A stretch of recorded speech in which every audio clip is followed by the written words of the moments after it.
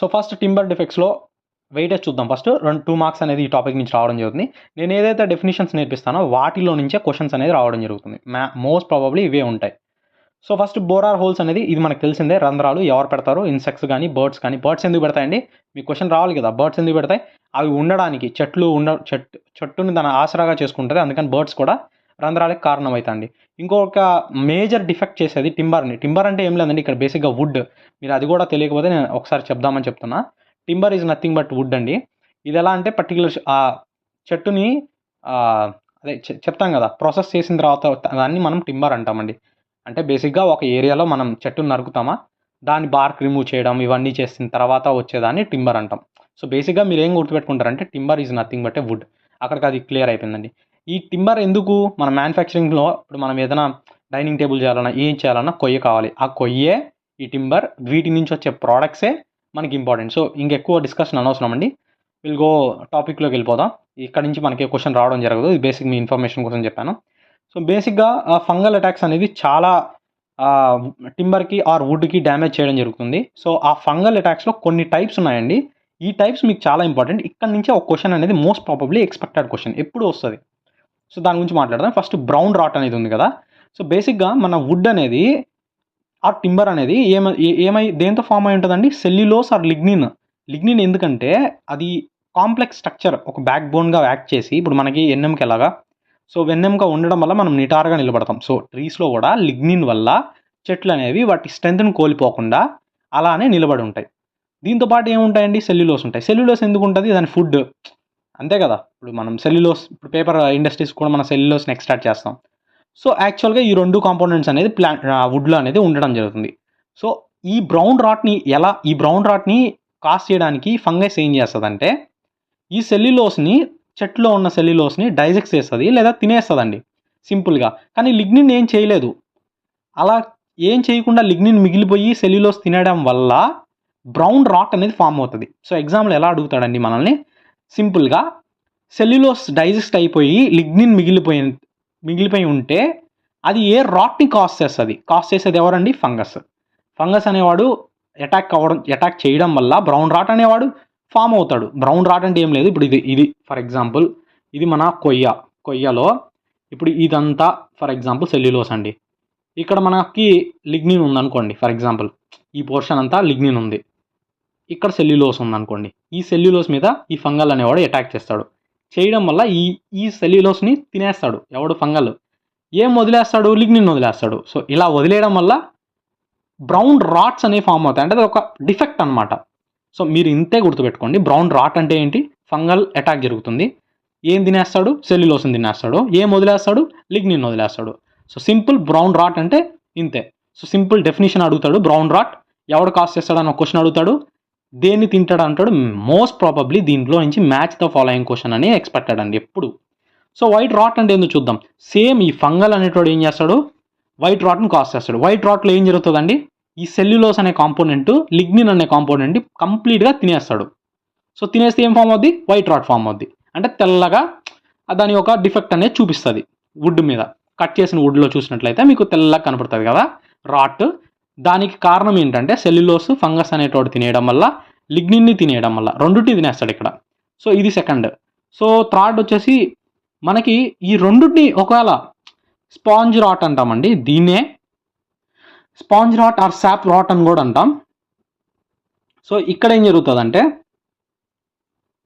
Cell వాల్లో ఏదైతే cellulose ఉంటుందో అది బ్రిటిల్ చేసి అది ఈజీగా బ్రేకబుల్, అంటే ఇంకా అట్లా పట్టుకుంటే అట్లా తునకలు అయిపోతుంటుంది. అలాంటి ఒక రాటే స్పాంజ్ రాట్. దీని గురించి పెద్దగా ఏం చెప్పుకునేదానికి డిస్కషన్ లేదు. Cellulose in the secondary cell wall makes it's brittle, అంతే అండి. అలాగనైతే దాన్నే స్పాంజ్ రాట్ అంటాం, దాన్నే సాప్ రాట్ అంటాం. డైరెక్ట్ క్వశ్చన్ వస్తుంది స్టేట్మెంట్ వైజ్. ఇంకొక రాట్ టైప్ ఏంటంటే డ్రై రాట్. ఇక్కడ ఏమవుతుందంటే డీకంపోజిషన్ అవుతుంది కదా వుడ్. ఫర్ ఎగ్జాంపుల్ ఇప్పుడు నేను చెట్టును కొట్టేశాను, దాన్ని తీసుకొచ్చి కింద మొద్దులా వదిలేశాను, అప్పుడు ఏమవుతుంది, డీకంపోజ్ అవుతుంది. ఈ డ్రై రాట్ గురించి ఎక్స్ప్లెయిన్ చేస్తున్నాను. డీకంపోజ్ అవుతుంది కదా. ఎందుకు డీకంపోజ్ అవుతుంది, ఇప్పుడు ప్రాపర్ వెంటిలేషన్ లేదు. ఫర్ ఎగ్జాంపుల్ ఇప్పుడు దానికి ప్రాపర్ ఆక్సిజన్ అనేది అందడం లేదు. సో ఏమవుతుంది, యూజువల్గా ల్యాక్ ఆఫ్ వెంటిలేషన్ వల్ల ఇంప్రాపర్ అది వాటర్ అనేది దాని నుంచి రిమూవ్ జరుగుతుంది, అదే డీకంపోజిషన్ అయిపోతుంది. అలాంటి ఒక సిచ్యువేషన్లో ఫామ్ అయ్యే రాట్ వచ్చేసి డ్రై రాట్ అంటామండి. మీరు సింపుల్గా ఇంతే గుర్తుపెట్టుకోండి డెఫినేషన్. డ్రై రాట్ అంటే ఏంటి? Decomposition of ఫెల్డ్ timber caused by the actions of fungus. ఎలాంటి కండిషన్లో? Lack of proper ventilation. దీన్ని డ్రై రాట్ అంటాం. Simple as it is. So తర్వాత వచ్చేదండి వైట్ రాట్. ఇక్కడ ఏమవుతుందంటే ఇది డికే, టిమ్మర్నే డికే చేస్తుంది, కానీ alternate wetting and drying conditions వల్ల. సింపుల్గా మాట్లాడుకుంటే ఇప్పుడు ఒక కొమ్మని మీరేం చేశారు? ఒక అడవిలో కొట్టి నరికేసి అక్కడే వదిలేశారు. ఒక మాయిశ్చర్ కండిషన్ వచ్చింది, వాన పడింది, అది కొద్దిగా తేమను తీసుకుంది.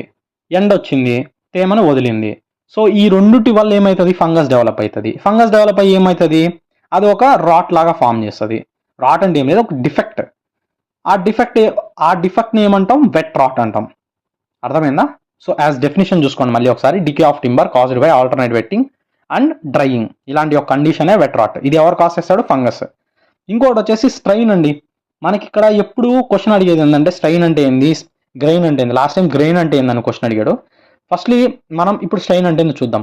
ఒకవేళ స్ట్రైన్ అంటే ఫంగసే, ఇదేం చేస్తుంది? శాప్ వుడ్ని, మనకి వుడ్ ఉంటుంది కదా, ఇప్పుడు ఇది అనుకోండి వుడ్, ఇక్కడ హార్డ్ వుడ్ ఉంటుంది, ఇదిగోండి ఇక్కడ రాశాను హార్డ్ వుడ్. అంటే ఒక చెట్టుకి లోపల చూసినట్లయితే కొద్దిగా బలంగా, కొద్దిగా డార్క్ కలర్లో ఉంటుంది కదా, దాన్ని హార్డ్ వుడ్ అంటామండి. హార్ట్, మనకి హార్ట్ ఎక్కడ ఉంటుంది? లోపల ఉంటుంది. సేమ్ అలానే చెట్లో కూడా లోపల ఉండే వుడ్ని హార్ట్ వుడ్ అంటామండి. బయట ఉండే వుడ్ని శాప్ వుడ్. శాప్ వుడ్ ఏం చేస్తుంది? వాటర్ని, మినరల్స్ని కండక్ట్ చేస్తుంది. సో అది మనకంతా బేసిక్గా అది నెక్స్ట్ టాపిక్లో మనం క్లియర్గా నేర్చుకుందాం. సో బేసిక్గా ఈ స్ట్రెయిన్ అనేది ఫామ్ అవడానికి కారణం ఎవడు? ఈ ఫంగస్సే. ఇదేం చేస్తాడు? ఫస్ట్ శాప్ వుడ్ అంటే ఈ బయట ఉన్న వుడ్ని ఎఫెక్ట్ చేస్తాడు. దేనికోసం? ఫుడ్, మినరల్ ఉంటుంది కదా, దానికోసం వీడు అటాక్ చేసి ఆ వాటి నుంచి డెరైవ్ చేసుకుంటాడు ఫుడ్. వాడు శాప్ వుడ్ని డ్యామేజ్ అయితే చేస్తాడు, కానీ హార్డ్ వుడ్ని ఏం చేయలేడు. సో అలానే వదిలేస్తాడు. సో అలాంటి ఒక కండిషన్ వల్లనే ఫామ్ అయ్యే ఒక సిచ్యువేషన్నే స్ట్రెయిన్ అంటాం. సో అదొక చిన్న జస్ట్ మార్క్స్ లాగా, ఇవన్నీ ఏం లేదండి, ఒక మార్క్స్ లాగా కనపడుతుంటాయి మనం చెట్ని ఎప్పుడైనా నరికి చూసినట్లయితే. దాని తర్వాత మాట్లాడుకునే విషయం ఇన్బార్క్ అనేది డెఫినేషన్ చాలా ఇంపార్టెంట్ అండి. లాస్ట్ టైం నాక్ట్ అడిగాడు. లాస్ట్ టైం అంటే 2022 ఏసీఎఫ్ అనుకుంటా. నాక్ట్ అంటే ఏంటి అని అడగడం జరిగింది. సో ఇన్బార్క్ అనేది కూడా మోస్ట్ ఎక్స్పెక్టెడ్ క్వశ్చన్స్. ఇప్పుడు నేను ఏవైతే మీతో డిస్కస్ చేస్తున్నానో అవి మోస్ట్లీ ఎక్స్పెక్టెడ్ క్వశ్చన్సే డిస్కస్ చేస్తున్నా. దాంట్లో నెక్స్ట్ స్టేట్మెంట్ వచ్చేసి ఇన్బార్క్ అంటే ఏంటంటే ఏదైనా బార్క్ అనేది ప్యాచ్ మిగిలిపోయింది. దాని తర్వాత ఇప్పుడు ఇది ఇలా ఉందనుకోండి, చెట్టు బయట ఇది బెరడు, అంటే నేను లోపల క్రాస్ సెక్షన్ వ్యూ వేస్తున్నానులే, అంటే మామూలు చెట్టు ఇలా ఉంటుంది. ఈ చెట్టుకి బయట ఉంది కదా, ఇవే కదా బెరడు, ఇటు సైడ్ అంటే సర్కిల్గా ఉంటుంది.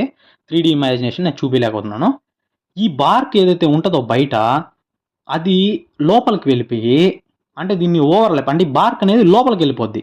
అలాంటి ఒక కండిషన్లో ఫామ్ అయ్యే కండిషన్నే ఇన్బార్కింగ్ అంటాం. ఇది కూడా మనం టింబర్లో ఒక డిఫెక్ట్. అసలు ఈ టింబర్ డిఫెక్ట్స్ అన్ని ఎందుకు చదువుకుంటున్నాం? ఈ టింబర్ డిఫెక్ట్స్ అన్నీ మనకి ఏవైతే నష్టాలు కలిగిస్తాయో, ఎందుకంటే ఇప్పుడు మనం ఫర్ ఎగ్జాంపుల్ సింపుల్ అండి, మీరు ఇల్లు కట్టుకోవాలి, లేదంటే ఫర్నిచర్ కావాలంటే మీరు ఇలాంటి కండిషన్లో ఉన్నవి తీసుకుంటారా? కాదు, మంచి వుడ్, మంచి క్వాలిటీ ఉన్న వుడ్ తీసుకుంటారు కదా. సేమ్ అలాంటి అన్నిటినీ ఎంచుకునేటప్పుడు ఇలాంటి కండిషన్స్ అన్నీ మనం చూస్తూ ఉంటాం అనమాట. సో అందుకనే ఇక్కడ మనకి ఏం అడగడం జరుగుతుందంటే ఏపీఎస్సీ వాడు, ఇన్బార్క్ అంటే ఏంటి, అది డిఫెక్ట్, ఎవడ కాజ్ చేస్తాడు, ఎలా కాజ్ చేస్తాడు, ఎందుకు వస్తుంది, వాటి డెఫినేషన్ ఏంది, ఇవి మనకు తెలిసి ఉండాలా. ఇది న్యాచురల్గా జరిగే ఒక ప్రక్రియ అండి. సో న్యాచురల్గా చెట్టు అనేది ఏ ఫంగస్ వచ్చి అటాక్ అనేది చేయడం జరగదు. సో ఇన్బార్కింగ్ అనేది ఒక కండిషను.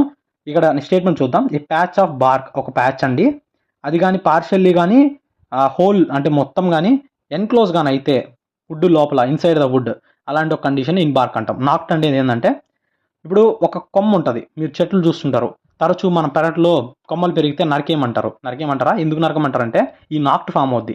పెద్ద అయ్యాక ఏమవుతుందంటే ఆ రంధ్రంగా అది ఏర్పడుస్తుంది. ఫర్ ఎగ్జాంపుల్ మీకు వ్యూలో చూపిస్తానండి. ఇప్పుడు ఇది చెట్టు కదా, ఇక్కడ మీరు ఒక కొమ్మని, నేను డయాగ్రామ్లో పెద్ద ఆర్టిస్ట్ని కాదండి, సో అర్థం చేసుకోవడానికి ట్రై చేయండి. ఇక్కడ ఇది ఉందా, ఈ కొమ్మ మీరు అలానే వదిలేశారు. ఇక్కడ ఏమైందంటే ఎక్స్ట్రా ప్రెషర్ అనేది పడుతుందండి ఈ చెట్టు మీద. సో పడి ఇక్కడ ఒక వుడ్ అనేది ఇది ఫామ్ చేసుకుంటుంది దాని అంతటికి అదే. ఇది ఏ షేప్గా ఉండొచ్చు, ఓవల్లో ఉండొచ్చు, సర్క్యులర్లో ఉండొచ్చు. ఇది ఫామ్ చేయడం వల్ల ఇక్కడ వుడ్ అనేది డ్యామేజ్ అవుద్దండి.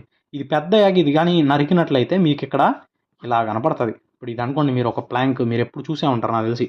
వుడ్ ఇక్కడ బాగా అంటే కొద్దిగా థిక్గా ఉంటుంది, దీన్ని నాక్ట్ అంటాం. సో బేసిక్గా మనకి ఇంత అనవసరం, బట్ మనకి డెఫినేషన్ అనేది ఇంపార్టెంట్. సో డెఫినేషన్ చూసుకున్నట్లయితే డెఫినేషన్ చూద్దాం. Oval or circular at basal portion of the branch embedded in the wood. ఒక కొయ్యలో ఒక వుడ్ కానీ ఉంటే, అదే basal portion of the wood branch కానీ ఉండిపోతే దాన్ని నాట్ అంటాం. ఇంకోటి వచ్చేసి బర్ అండి. బర్ అంటే ఏంటంటే, ఇప్పుడు మనకి ఒక బోల్ అంటే మనకు తెలిసినట్టు బ్రాంచ్ కానీ, ఫస్ట్ ఇది చూడండి, స్టేట్మెంట్ చూడండి. Woody outgrowth on bole or branch of tree often caused the accumulation of dormant birds.